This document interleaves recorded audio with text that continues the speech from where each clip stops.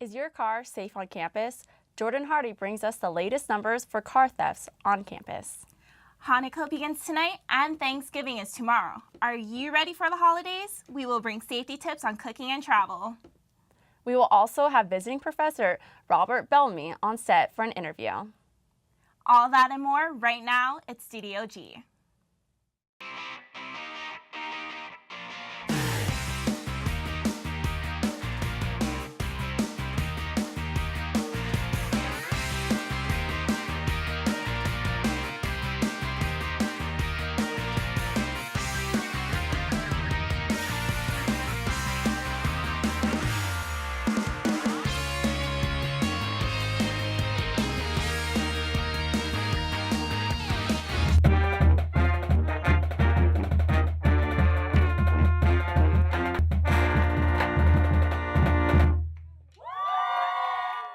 Welcome to this Wednesday edition of Studio G. I'm Christina Davies. And I'm Shelly Salvito.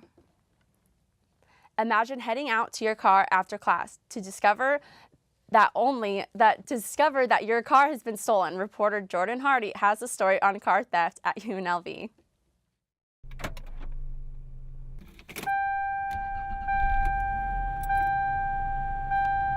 These sounds are familiar to us, but what if that was the sound of someone stealing your car?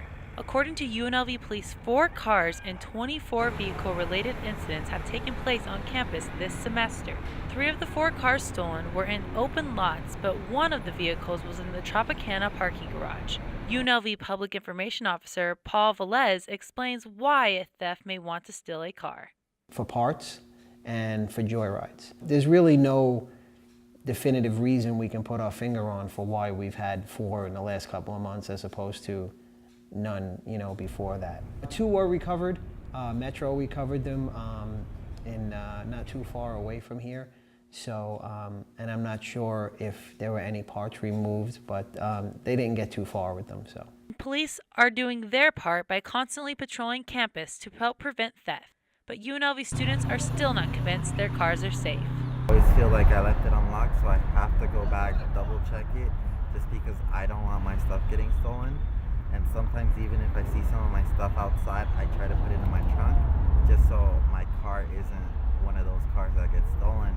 It's actually really scary because my car's been vandalized before, and I don't want my car to keep getting vandalized over and over again. That's scary. I love my car. It seems like a situation that you can only protect yourself from so much, especially if you have class every day at UNLV. But Officer Velez has some quick tips to protect yourself from car theft. Try to park as close to buildings or in like the high traffic areas as opposed to way in the back if you can help it. 2 other things, lock your doors and close your windows. For Studio G, I'm Jordan Hardy. If you suspect someone is attempting to vandalize or steal your car, you should contact police immediately by dialing 911. And for questions relating car theft at UNLV, you can call 702-895-3668. Motorcycle safety concerns are rising for those in Las Vegas. Reporter Elena Ledbetter sat down with a former motorcyclist to talk about a motorcycle death has changed his views on riding. In 2012, there were 35 motorcycle fatalities. This year, 37 so far. Those riders who have passed away may be gone, but the memories they left behind are what their family and friends hold on to. I never realized how bad it hurts when somebody just up and vanishes. Andrew Lundvall met his friend David Doss when he began riding street bikes, but Lundvall lost Doss to a motorcycle accident last year. After I got my street bike and he had his, we went out rides and stuff like that. And, then he came, a lot closer to me. And he's just always had a smile on his face, which is the thing I miss the most. So 21-year-old Doss went down on his bike last year in Henderson when a Ford F-150 truck collided into Doss's bike. Street bikes have become more popular in Las Vegas, especially for the young adult crowd. Nevada Highway Patrol Trooper Loy Hickson believes riders need to be more educated about their bikes and how to ride them before hitting the roads at such high speeds. It's your life that you're putting at risk. You don't have the same safety features as you would in a car, such as a seatbelt, airbags, the protection of the car around you. When a motorcyclist does go down, not only are they having to worry about the impact on the pavement, but other vehicles that are around them. We ride because we enjoy to ride. Make that last as long as possible, because if you do get into an accident, something tragic happens, you may lose your life, but ultimately, it may change your capability to be an operator of a motorcycle, and you don't want to cut it short for a quick couple of seconds of an adrenaline rush. For Lundvall, with all the motorcycle fatalities happening around the valley, he decided to retire riding his street bike. But he said he will always hold on to the memories he made while riding with Doss. It was time to sell it, and I just was tired of seeing people go down, and it could have been my life next. Reporting for Studio G, I'm Elena Ledbetter. Despite motorcycles being a cheaper form of transportation, bike accidents are happening left and right for both motorists and drivers on the road. It's key to watch who and what is around you. We've all been told that sky's the limit and nothing is impossible. But what if you only had 1 in a million chance of making your dream come true? Reporter Alexis Ann met up with a UNLV student who knows his goal won't come easy. No rap with that old school flow. Smooth. Now you should like my flow. One UNLV student has a big dream of becoming a mainstream artist in the music industry. He knows the odds are against him, which is why his education is especially important. A lot of people call me a rapper. I'm not a rapper, I'm an artist. I'm a lyricist at that. I like to create real music. Zach Taylor, originally from the Bay Area, moved to Las Vegas at the young age of 17. He enrolled at UNLV as a nursing student and quickly realized that economics was a better fit. After choosing the right major, Taylor decided that sticking to school was the best thing he could do for himself. School is a good asset because it gives you an outlet for, everything that you can do for your future. It provides you that knowledge and that base that you need to, continue to move on and progress. Laura, an academic transitions graduate assistant at the Academic Success Center, believes that setting reasonable goals is wise. I think it's important for people to have marketable skills for finding a job.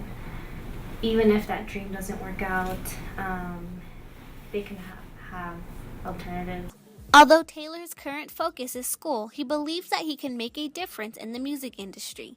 Music was meant to make a difference, and it was meant to inspire people. It was meant to create from real emotion and real passion, and that's what I think sets my team apart from anybody else in the game, lyrically and, emotionally. Taylor knows his journey to stardom won't be easy, and if all fails, he plans to utilize his degree by working his way up to corporate at his current job, Apple Inc. We actually have a business team that's part of Apple. Not many people know that, but with my degree, it can actually move me a little bit forward faster. I can get to corporate, sooner than I think. For Studio G, I am Alexis Ann.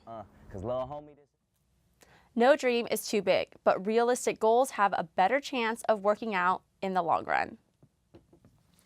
When we come back after the break, reporter Katie McLean celebrates Nevada's history with her Battleborn series. And Farron Enos will have your international news. Don't touch that mouse. Studio G will be right back.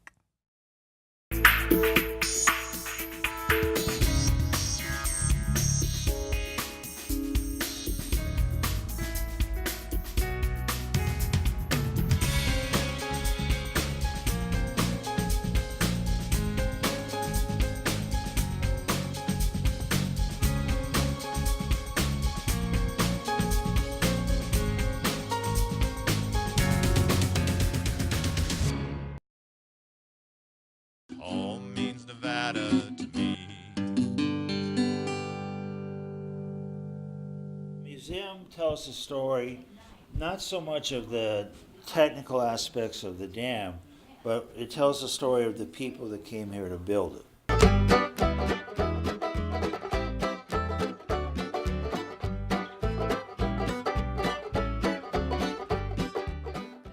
Dam, once known as Boulder Dam, was constructed between 1931 and 1936 during the Great Depression. It is a concrete arch gravity dam in the Black Canyon of the Colorado River on the border between the U.S. states of Arizona and Nevada. Its construction was a result of a massive effort involving thousands of workers and cost over 100 lives. So this is right where the Fremont Street experience is today. The Secretary of the Interior, Ray Wilbur, who was appointed by Hoover, is coming to visit the construction site and look for a place to house the workers. Because remember, this is a remote area and thousands of men are going to come work on this project and they have to live somewhere. And that decision is left up to the Secretary. People start showing up in Las Vegas in '29. In fact, all the parks and every place is full of people waiting for the project to start to get a job. So 6 of the 7 western states signed the pact, so that allows it to move forward. Once they started pouring concrete, they pour 24 hours a day, 7 days a week. And they're getting so good at it that they're placing concrete, a new bucket of concrete, something like every 30 seconds that they can place concrete in there. About 12,000 people attended the ceremony on September 30th, 1935, when President Franklin D. Roosevelt dedicated Boulder Dam. 12 years later, the dam was renamed for former President Hoover in honor of his efforts on behalf of the project. Even though workers risked their lives for about only $4 a day, the end result of building Hoover Dam not only meant a lot to the western United States, but to the families who felt like Nevada meant home to them. What had happened is that this had become a safe haven for these people during the Great Depression. And they had come here with nothing, and they had established themselves. And they built this community. The fabric for Boulder cities has been woven, and those people aren't going anywhere. The water and concrete used to build this Hoover Dam not only helped create a historic landmark, but to help build the foundation of a community in Nevada. For Studio G, I'm Katie McLean. Thanks, Katie. Looking forward to next week. For more info on Boulder City Museum, visit bcmha.org. Now we'll take a look at what's going on internationally with Farron Enos in the newsroom. Thanks, guys. Let's take a look at what made the international headlines this week. Mass wasn't quite the same in St. Peter's Square on Sunday. The Vatican unveiled for the first time what they believe to be bone fragments belonging to the first pope, St. Peter. The bones were discovered in 1939 in an archaeological dig beneath the Vatican and were shortly stowed away in nothing more than a shoebox. The controversy surrounding the fragments involved many questioning their authenticity. And despite Pope Paul VI backing them without a DNA test, they're still questioning. A Vatican analysis said believing that they are actually the bones of St. Peter comes down to faith. British police are questioning the South London neighborhood where 3 women were rescued from decades of captivity this week. A 67-year-old couple has been arrested in connection to the case and were released on bail. They were arrested on suspicion of being involved in forced labor and domestic servitude after authorities rescued a 69-year-old Malaysian woman, a 57-year-old Irish woman, and a 30-year-old Briton woman. The 30-year-old is believed to have lived with the couple for most of her life with little to help prove her identity other than a birth certificate. Two out of the 3 women suspect the couple was holding them through a shared political ideology and that they have lived together at the address that some are calling a collective. Police are investigating the terms of the collective and how it operated, but officials are saying that after the collective ended, the women continue to stay. Police are trying to piece together their story and trying to understand the invisible handcuffs that controlled these women. And on a much lighter note, it looks like Christmas just got a little brighter in Australia. More than 500,000 Christmas lights adorned David Richard and his family's home, beating out their previous record set by an American family boasting 331,000 lights. The display took several months to set, and the Guinness Book of World Records clocked the numbers in at 502,165 lights. Guinness also measured how far the bulbs were from each other, and they also authenticated the number of the lights from sales receipts. So that's all the time we have for Internationals today. News today. I'm Farron Eno. Stay with us. Your community's farmers market. Welcoming, lively, friendly. A place where neighbors and friends come together to celebrate their community. With over 50 vendors, organic, sustainable, fresh produce are available just for you.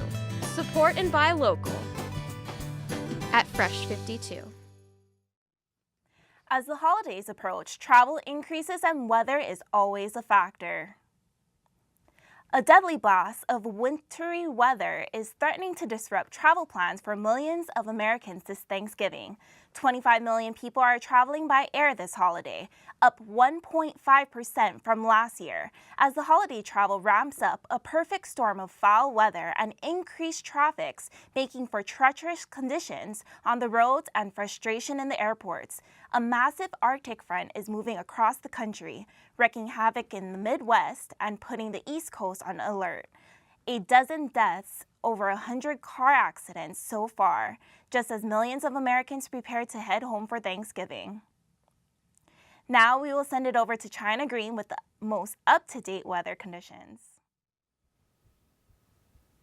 Thanks, Shelly. I'll actually talk about that storm in a minute. So I'm China Green. I'll be giving you your weather today. Right now, at this very moment, we're at 60 degrees. It is cooling off. We have some clouds coming in there, but we don't have any wind, so it should stay pretty average today. And then today we're going to have a high of 60 degrees and a low of 47. Pretty chilly, so you might want to bundle up if you're going out tonight. And then we're going to have the sunset at 4:27 p.m. And for your current weather, it's getting colder, guys. So we're in the 50s and 60s in California's. We're staying in 40. We are 60 down here, like I said before, but then we're getting into 30s. We're seeing more 30s, and it's going to get lower. I'm feeling next week we're going to see some 20s. And for your satellite radar, the storm that Shelly was talking about, this is what it looks like. So gradually, it's been from Texas. It has moved up. It's traveling northeast. It should be gone within the next couple of days, maybe by tomorrow, depending how it goes. But then we do have some coming in from Canada. So it's always a loss. And then for tomorrow's forecast, it's pretty sunny on this side. So we're getting rid of that storm, like I said, and then we're gonna see some clouds and maybe some rain on our side of the map. And for your extended forecast, for Thanksgiving, it's gonna be cloudy, it's gonna be a little chilly, but no rain. Friday, we're gonna have some clouds. We're gonna see sun Saturday through Monday, and then we're gonna see more clouds coming up on Tuesday. Well, that does it for Wednesday weather. After the break, there will be more Studio G. Stay cozy, Las Vegas. My name is James Grant. King Louie here. This is Jennifer. Crystal May McGuerza. I'm Savannah. Zoe here. This is your boy Miles Lowe. Christian FGY. Kaylin Hype. And I'm Jay Luna. My Mind's Music. Gonzo Radio. Combox Radio. Join us for Happy Hour. The Miles Lowe Midweek Show. Ill Vibe Theory. On KUNV. KUNV. KUNV. KUNV HD2. 91.5 The Rebel. Broadcast on Revcast.com.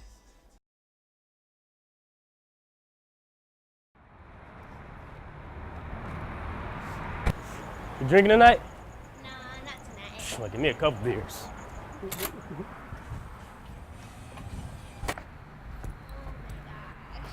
You want some?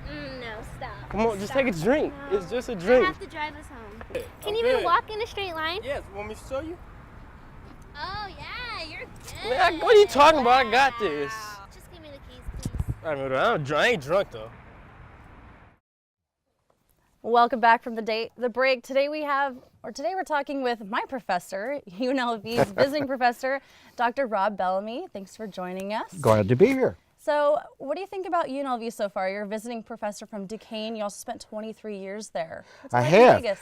Well, I tell you what, I was talking to folks back home, and I looked at the weather, and there's all the snow on the ground. So I'm very happy to be in Vegas. But more seriously, I've enjoyed my time here at UNLV and looking forward to the remainder of it. It's certainly it's much more diverse campus. It's been a while since I've been at a state university, so I've enjoyed that very much, yes. Great, and I know that Duquesne is a small private school in Mid-size, Pittsburgh, Pittsburgh, yes. So how does that differ from this kind of campus? And tell me about what the students are like here. comparison? Well, I would say the students are similar. It is certainly more diverse here, you know, racially, ethnically. Duquesne is about 10,000 students versus what, 20-some thousand here. Within the department, though, that I'm in at Duquesne, which is journalism and multimedia, very similar to the School of Journalism and Media Studies here. And the student base is quite similar. So I think students have a lot of similarities wherever you go, right? But I am enjoying the difference, like I said, the diversity of the community and the diversity of the university. Great. So I understand that you're teaching 2 classes. I am. One is Forms of Journalistic Writing, and the other one is Media, Sports, and Society. Why don't you tell me a little bit about those classes? Well, the first one you mentioned, Forms of Journalistic Writing, is, and of course you know about this, this is kind of what I've done with it is use a fantasy football game as a simulation through the course of the semester, where the students have to manage a team. But it's not just about whether they win or not. It's can they manage a team in terms of coming up with a marketing plan for the team? Can they write journalistic articles about their team's performance and other issues over the course of the semester? And can they produce public relations material in the form of press releases and marketing reports over the course of the semester? So that's the one. So it's very hands-on, very practical, at least I hope. The other one is more of an issues-based class where we look at the business of sports media, what is happening in terms of the deals. And we also look at social issues, like we have talked a lot about imagery in sports. You know, we've talked about the Washington Redskins, and we've talked about the UNLV logo over time and how that can still be, is still problematic for some folks. And so, more recently, we're talking about women's sports and how they're covered and how that coverage differs. So we cover a lot of social issues as well as looking at the nitty-gritty of the business environment. Now, you actually gave a lecture in early November, and you were talking about a lot of interesting things in sports and media, but you also talked a little bit about the upcoming project for UNLV, that UNLV Now Stadium. Can you kind of talk to me a little bit about maybe what you thought about the project or your stance? Well, I mean, I'm not privy to all the details and all the financial elements of it, so I need to be careful here. But here's what I would caution folks around here, and particularly the leadership. Sports media work together to sell projects, right? These things are not separate, they are together. And everyone, and particularly university presidents and university boards of directors, like, let's be honest, so do we. We like big, shiny objects, right?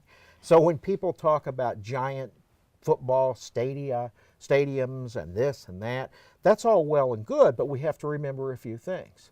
One, the vast majority, 85 to 90% of all Division I university athletic programs lose money every year.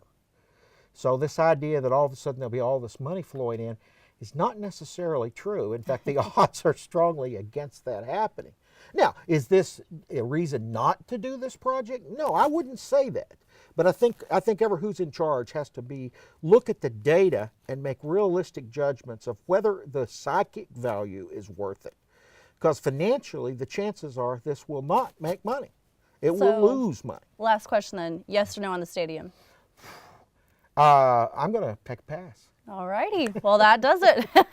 If you'd like to learn more about Director Bellamy, or Dr. Bellamy over here, I could direct. Make sure you sign up for one of his classes or get in touch soon, because he'll only be here for one semester. We'll be back with more Studio G after the break. Collegiate DECA promotes personal and professional development through competitive events, community involvement, and leadership development. I joined DECA because I wanted to get out of my comfort zone. So I got to meet people, network, and definitely work on my public speaking. To join DECA, it's a very simple process. You have to pay a $25 membership fee. You can either come to our next meeting, our website, which is unlvdeca.co.vu. We're open to all majors who are interested in business, finance, or hospitality-related fields. Millions of Americans will be preparing meals and spending time with family for the Thanksgiving holiday. Reporter Bree Bradley gives us advice on how to keep your weekend safe. More house fires occur on Thanksgiving than any other day of the year. The week of Thanksgiving also marks the craziest traveling period. The goal for the season, for people to make it to their destinations, enjoy time with their loved ones, and then make it home safely. Cooking is the leading cause of home fires and related injuries. According to the National Fire Incident Reporting System, between 2010 and 2012, an estimated 6,600 residential building garage fires were reported in the United States fire departments each year, causing an estimated 30 deaths, 400 injuries, and $457 million in property loss. In hopes of minimizing these statistics, I've put together a few tips to help you and your family prepare for holiday emergencies. First, keep children and pets at least 3 feet away from the cooking area. Here, stay, sit, stay. Clean all cooking surfaces to prevent grease buildup, and it helps minimize bacteria.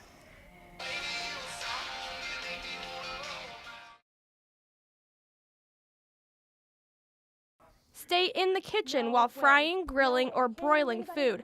Just no way. Be sure to turn burners off if you do leave the kitchen. Keep a pan lid or baking sheet nearby. Use it to cover the pan if it happens to catch fire. Place turkey fryers outside and away from the house, deck, and garage. No one ever thinks that this kind of thing will happen to them, but these tips can hopefully help you treat and prevent emergencies while enjoying your holiday season. For Studio G, I'm Bree Bradley. People can also learn how to respond to emergencies by downloading the free American Red Cross First Aid app.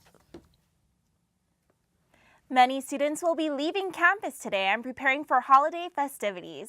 We will bring you a special Thanksgiving video for the occasion.